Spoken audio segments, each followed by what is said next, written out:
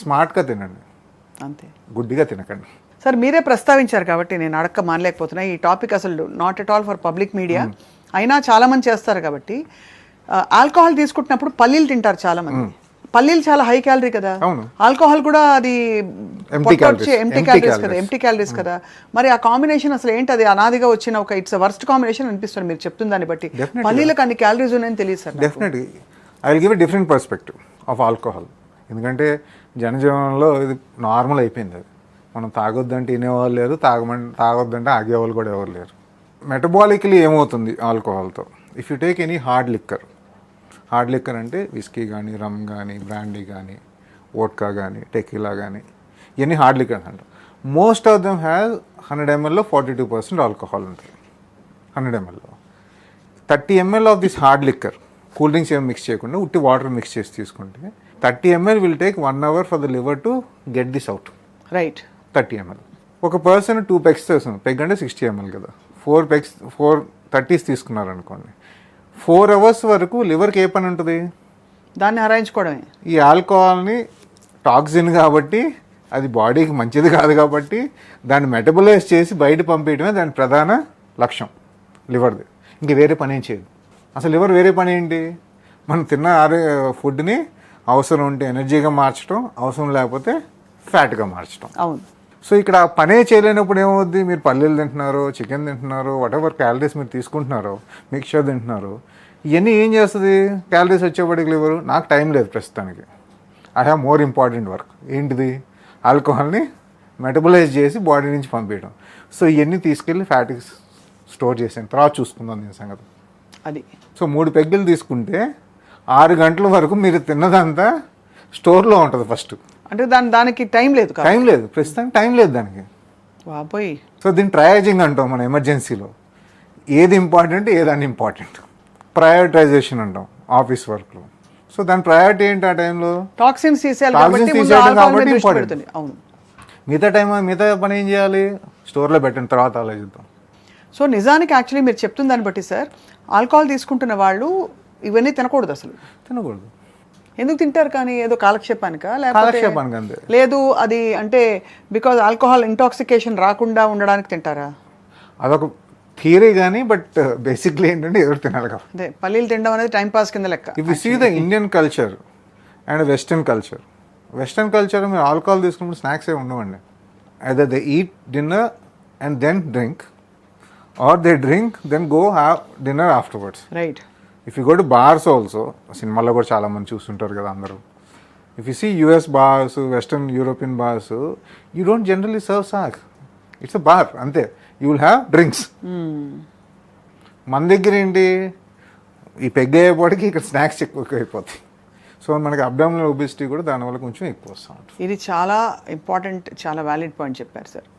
Coming back to fruits, fruit juice గురించి మీ అభిప్రాయం ఏంటి? అసలు ఫ్రూట్ జ్యూస్ నిషిద్ధం అని చెప్పి ఈ మధ్య చాలామంది చెప్పేశారు, వద్దు అని. I will ask some other question. మీరు మంచినీళ్ళు తింటారా? తినం, తాగుతాం. ఎందుకంటే అది తాగే పదార్థం కాబట్టి. ఫ్రూట్స్ ఏంటి మరి? తినే పదార్థం. తినండి, దాన్ని జ్యూస్ ఎందుకు చేస్తున్నారు? సూపర్ కదా. మీరు మంచినీళ్ళు తినగలిగితే ఇది కూడా జ్యూస్ చేసి తాగండి. ఏది నేచర్లో ఎలా ఉందో అలా తినండి. Because if eat mango you have fibre and other so metabolism స్లోగా ఉంటుంది. ఇఫ్ యాపిల్ తిన్నా కానీ ఫైబరు, స్కిన్ ఇవన్నీ ఉంటాయి కాబట్టి షుగర్ స్లోగా observe. Whenever you juice it, you are changing the whole nature of the product. అవును.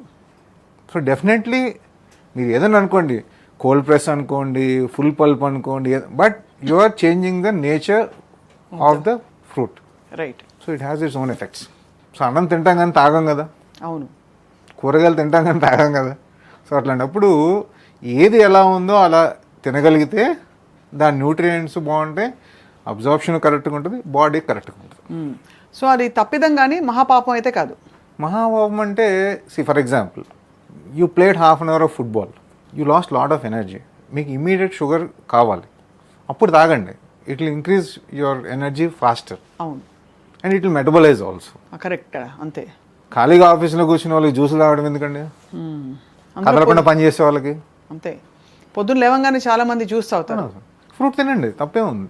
So ఫండమెంటల్గా ఏంటంటే రోజు ఫ్రూట్స్ తినాలి, ఏ సీజన్లో వచ్చిన ఫ్రూట్ ఆ సీజన్లోనే తినాలి, జ్యూసెస్ తాగకూడదు. These are 3 things you have to keep in mind. And amount of fruits is also important. మంచిది కదా అని చెప్పి అదే తింటే అదే విషయం అవుద్ది, అవును, ఎక్కువ మోతాదు తింటే. సో ప్రతిదానికి ఒక అమౌంట్ లిమిటేషన్స్ పెట్టుకుంటే మీరు అన్ని ఫ్రూట్స్ అన్ని సీజన్లో ఎంజాయ్ చేసే అవకాశాలు ఉంటాయి. ఇప్పుడు మీరు చెప్పిన ఈ రూల్స్ అన్నీ నాన్ డయాబెటిక్స్కా డయాబెటిక్స్కా అందరికీనా? ఇద్దరికి.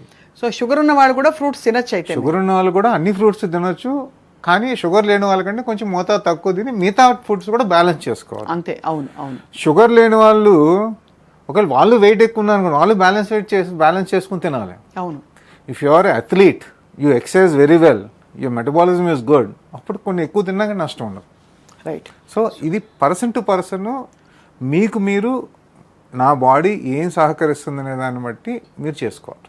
చాలా సేన్గా సెన్సిబుల్గా చెప్పారు డాక్టర్ దిలీప్ గారు. Very very wonderful. అంతేగాని డోంట్ జనరలైజ్ థింగ్స్. జనరలైజ్ చేసుకోవచ్చు. చాలామంది ఈ జనరలైజ్ చేయడం వల్ల బికాజ్ మినరల్ ఫ్రూట్స్ మానేసి హెయిర్ లాస్ తర్వాత స్టామినా లాస్ అవుతున్న వాళ్ళు చాలా మంది చూస్తున్నాం మనం. ఫ్రూట్స్ ఇప్పుడు ఇంకో క్రూడ్ ఎగ్జాంపుల్ చెప్తాను, కానీ కరెక్టో కాదో తెలియదు. ఫర్ ఎగ్జాంపుల్ ఒక సక్సెస్ఫుల్ పర్సన్ ఉన్నాడండి. లెట్స్ టేక్ మన సక్సెస్ఫుల్ పర్సన్ అంటే ఎవరు? రిలయన్స్ అంబానీ. ఆయన పెట్రోల్ బంక్లో పనిచేసి ఇంత పెద్దవాడు అయిపోయాడు. It's a very huge organisation. ఇప్పుడు ఎవరైనా అదే పెట్రోల్ బంక్లో చేసి ఆయన చేసిన పని అంతా చేసి ఆయన కూడా రిలయన్స్ అంబానీలా అవుతాడా? అవరు కదా. సో ఒక్కొక్కళ్ళ కేసు ఒక్కొక్కటి. సో ఎగ్జాక్ట్గా మీరు సక్సెస్ ఉన్న వాళ్ళని ఫాలో అయినా, సేమ్ స్టెప్స్ ఫాలో అయినా వాళ్ళ సక్సెస్ అవ్వాలని లేదు. So you have your limitations. Time కానీ, మీకున్న ప్రాబ్లమ్స్ కానీ, ఇప్పుడున్న సిచ్యువేషన్ కానీ, ఎన్విరాన్మెంట్ కానీ, ఫుడ్ దొరికేది కానీ అన్నీ చూసుకోవాలి.